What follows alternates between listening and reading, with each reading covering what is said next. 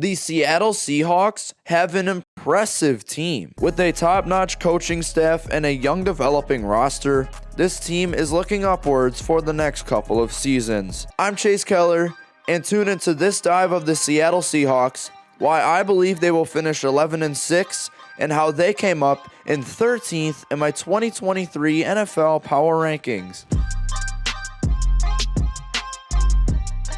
The Seattle Seahawks offense surprised me and everyone else last season. Led by Geno Smith, I was expecting a disappointing season with a new QB selected in the 2023 NFL Draft, but wow, did Smith prove me wrong. I still don't see a lot in this offense, so let's talk about it. Ignore Geno Smith's low rating. If you haven't watched my videos, I have a rule where a player can expand only 15 overall points through one season. Geno went into last season at a 61 overall and elevated himself 14 of the possible 15 up to a 75 overall. Geno consistently made great plays in the deep game, showing no mercy to the safeties. Statistically, he completed 47.1% of those passes for 920 yards and 15 touchdowns. Out of all the areas, he had the most touchdowns from 20+ yards, which is something I haven't seen yet. It's not enough to say Geno impressed in 2022. He just lucks out with the overall system, ranking as the NFL's 25th best starting quarterback. If Geno has another fantastic season, he could very well push the 80 overall mark. And of course, he's got to receive breakout grade number 1 on this roster. There are 3 more on this team, so keep on watching. Drew Lock behind him isn't an awful option, and if Geno goes down, it could be much worse than Lock. The running back room is a young and improved one, and last season, this group also shocked people given the offensive line. Starting with the now 2-year veteran, Kenneth Walker III is a guy I loved in the 2022 NFL Draft. He exploded as a rookie in the 2022 season, moving up 11 overall points since his first snap. Walker averaged 4.6 yards per carry behind an awful run-blocking O-line. He absolutely showed his elite combination of play strength and athleticism, one of the more impressive combinations I've ever seen in a rookie. And he's just getting started, hopefully. I hope he doesn't peak early and goes on his way to a top 5 running back. And then there's the new in 2023 second round selection, Zach Charbonnet. He's another running back I liked, being a 70 overall compared to Walker's 71 as a rookie. Charbonnet also has a great combination of play strength and athleticism, along with great vision. The only thing I'm concerned about a lot is his lateral elusiveness. He may just be the perfect complement to Walker, and their play strengths are greatly similar. DJ Dallas will hold up if everyone else goes down, as he is a great third option. I'm surprised the wide receiver core didn't get an elite grade, but it does settle for great. That may be due to the depth of this group, but the starters are some of the best you can ask for. DK Metcalf has been consistently great, and I believe he has elevated himself to superstar level. He's a physical specimen with many athletic traits that give him the skill set of a top-end wideout. What Metcalf struggles with is consistency, as he sometimes very much struggles to use his amazing and elite skill set to the best of his abilities. The plan going forward is that he now becomes a top 5 wide receiver. Tyler Lockett is a great complement to Metcalf, as instead of a physical specimen, he provides a small frame yet great athleticism and deep threat ability. He caught 6 of his 9 touchdowns beyond 20 yards and brought in more than half of those opportunities. He also dropped only 1% of those deep opportunities, which is better than 95% of other wide receivers. And their new first rounder in Jackson Smith-Njigba is one to follow. He gives off a lot of Justin Jefferson vibes, and while he's stuck in a packed receiving room, he could very much do it. We will likely see JSN in the slot, but he can still do a lot of things that some outside guys can't even do. If you throw the ball to him, just know he's going to do all that he can. He's got great hands, he's got great route running, and he especially has elite catch radius. The tight end room is also very impressive, with 2 guys who I can see being tight end number 1 options. And honestly, I think Will Dissly is the best tight end on this team. When he's healthy, he's a top-notch all-around player with great receiving and blocking abilities. He's not just a check-down guy. He is a guy who will get you first down after first down after first down. He's also very disciplined, seeing 1 penalty on 567 snaps last year. Then there's Noah Fant, who is only efficient as a receiving tight end. 2022 was his worst year in the receiving game, but he could easily elevate to higher heights going into his second year with Seattle. Fant has only 1 drop on 153 targets the last 2 seasons, which is very impressive. And that's what I love most about Noah Fant as a tight end receiver. He is phenomenal at holding on to that football. Colby Parkinson is even a solid option. He exploded onto the scene last season despite being tight end 3, and he was an efficient receiver and solid blocker. I typically don't go through all of the guys on the chart, but with Geno Smith having a high tendency to throw to his tight ends, all of these guys are worthy. And the part that mainly brings this offense down is the bad offensive line. Last season, they were slightly better than I expected, but still, it's mediocre and needs improvements fast. The upside is there for the blindside blocker in Charles Cross. The 9th overall pick last year, Cross's 2022 season was okay, but he stays at a 75 like last year. As a pass blocker, he showed his rookie flaws, allowing 7 sacks and 50 pressures as the blindside blocker. As a run blocker, he was halfway decent, showing great technique and very good play strength. With that being said, Charles Cross is the breakout grade number 2 on this roster. Damian Lewis is the best part of this line, as in 2022, he absolutely elevated his pass blocking to Pro Bowl level heights. Lewis allowed 21 pressures and 3 sacks on nearly 700 pass block snaps, which is overall just very impressive. His run blocking is a bit inconsistent, but it's not bad by any means. And I'm not a fan of Phil Haynes, so I had to reorganize this O-line a bit here. Starting with 5th round rookie Olu Oluwatimi, I had a 4th round grade on him because his run blocking is very special. He's a great lateral and upfield blocker, which is something Seattle can use and is something he can utilize with Seattle. With Oluwatimi at center, I kick Evan Brown out to right guard. He is used to playing there, and he's okay at that position. I wouldn't call him starting worthy, but his pass blocking is good enough. He's taking leaps in run blocking, so he may become a solid starting guard soon. And Abraham Lucas on the right side is not a terrible option at all.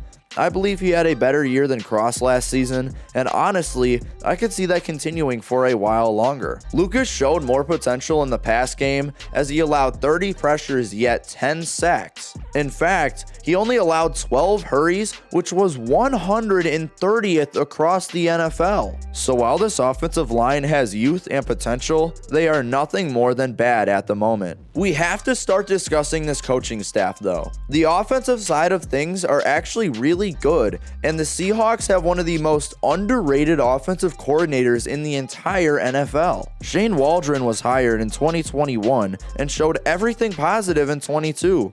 He's a Shanahan kind of coach, being a wide zone guy and going away from his coaching tree in Sean McVay. Waldron has now worked with a handful of QBs, whether it be with the Rams or the Seahawks, but he's turned out every one to go over expectations. Unless you're Russell Wilson. Anyways, Waldron is very underrated and could see head coaching opportunities as soon as next offseason. To summarize, this offense currently is nothing too special, but it's got heavy upside. With underrated and great coaching, the ceiling for this Seattle offense is very, very high. So now, let's discuss the defense. The Seahawks defense was an interesting one in 2023.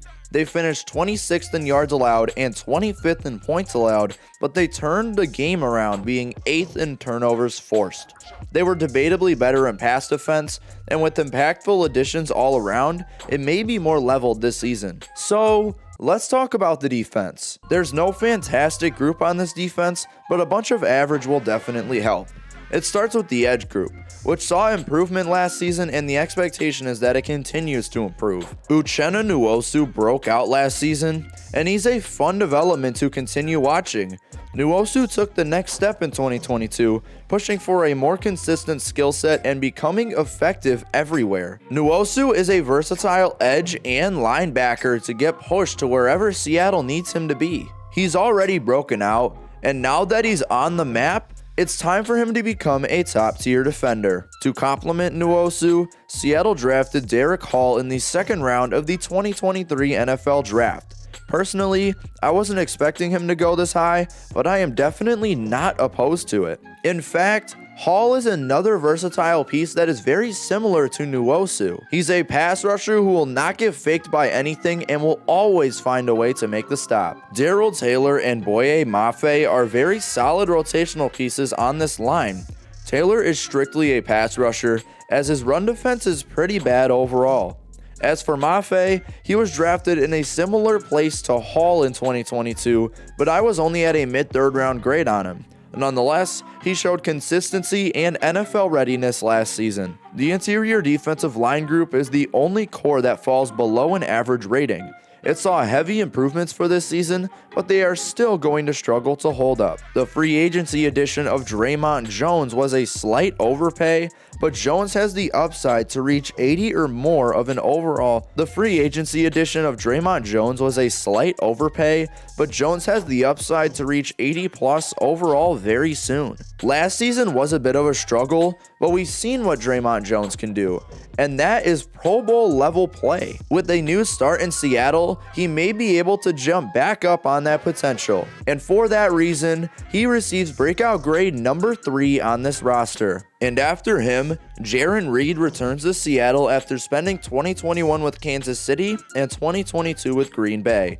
With Seattle, he was a solid starter, but after a couple of seasons away from the team, he's starting to lose that value. He's a decent pass rusher, but his run defense is not up to par with a normal defensive lineman. He's 30 years old now, and even if he doesn't have the starting talent, we can at least say he's got the veteran leadership for this defensive line. And they also signed Mario Edwards. The 3 starters are all new to this roster.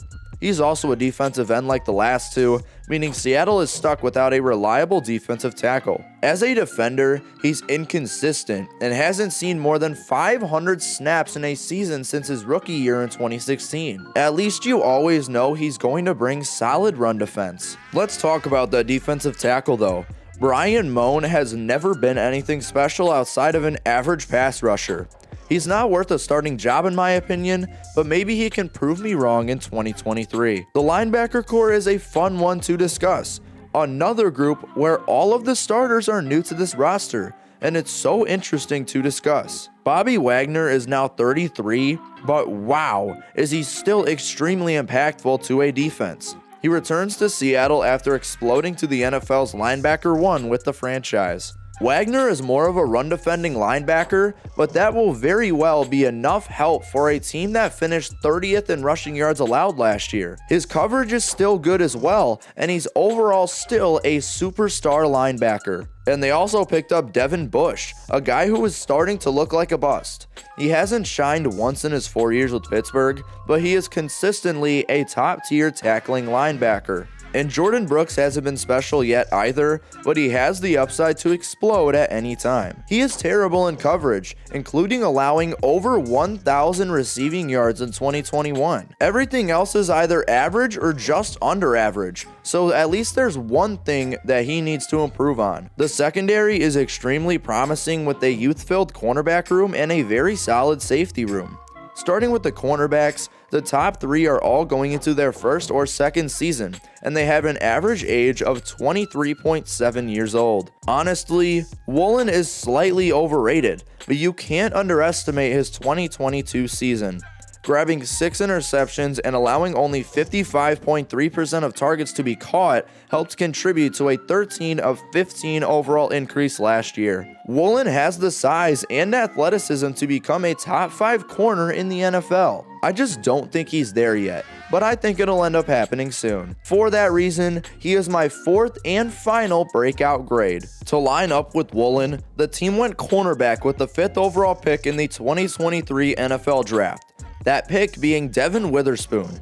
He was my cornerback 2 in the draft behind Christian Gonzalez, but he is the most NFL ready with his elite click and close abilities. Along with his anticipation, he's got great ball skills and elite tackling for a corner. I would just be concerned with his size and with the possibility that he could be stuck in the slot. And that third young guy is Kobe Bryant, a guy I was high-ish on with a mid-3rd round grade.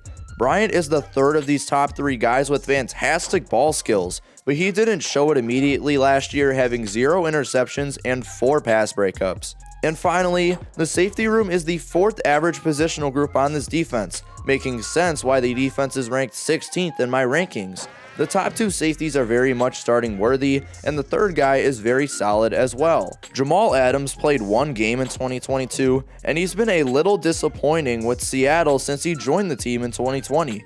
He was top 3 with the Jets, and the hope is that he can return to that level in 2023. At one point, Adams was the best dual threat safety in the NFL, but since he joined Seattle, his coverage has been really bad. He's always been a great run defender nonetheless, but he might see more box safety snaps next year. Quandre Diggs is a little overrated as a player in my eyes, but it's no denying that he's a starting talent.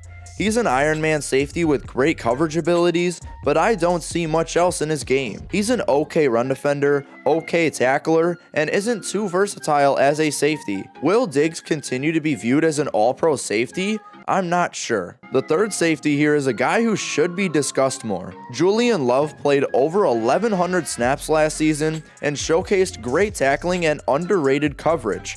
He drew in only 52 targets last year, which to me is very impressive. And that goes without mentioning, he was another pickup this offseason. Now, as for defensive coaching, we know how elite it used to be. You see, Pete Carroll is a 4-3 mind who with a new DC could yet again flip to a 3-4 lineup.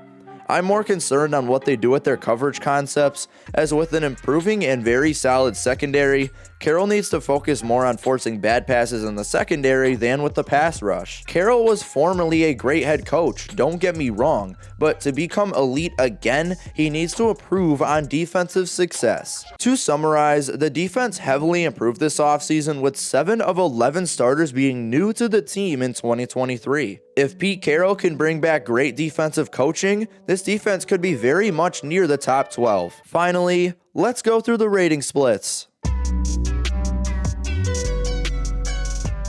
Before I end every video, I go over the rating splits of the offense, defense, special teams, coaching, and overall team. If you are interested in how this whole overall or rating system works, it is in the description below. Kicking us off is the offense, which came out at a 74.14, which is 25th in the NFL, 11th in the NFC, and 4th in the NFC West.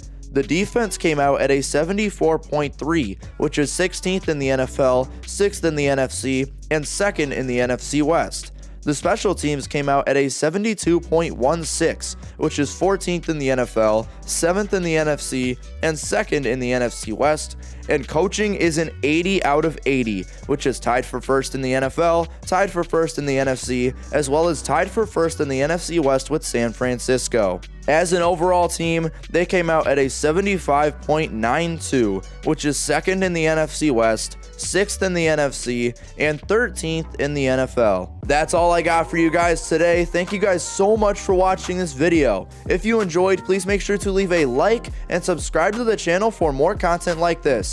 We have 12 more teams to power rank, so you're missing out. Once again, I'm Chase Keller from Chase Keller Journalism, and thank you guys so much for choosing this channel as your source of sports coverage. I'll see you guys in the next video.